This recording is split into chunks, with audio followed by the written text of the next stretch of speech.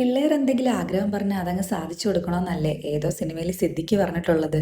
ഞങ്ങളും അതുപോലെ മോളുടെ ഒരു ആഗ്രഹം അങ്ങ് സാധിച്ചു കൊടുത്തു. എന്താന്നല്ലേ പറയാം. ഈയിടെയായിട്ട് എനിക്ക് ചെടികളോടൊക്കെ ഇത്തിരി കമ്പം കൂടുതലാണ്.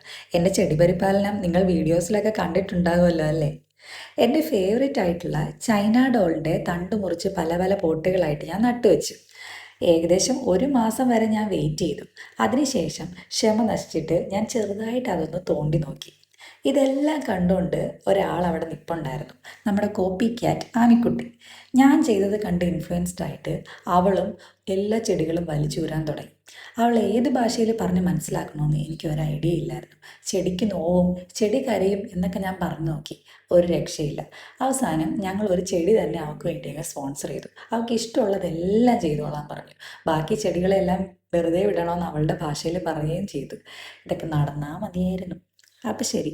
Okay, by.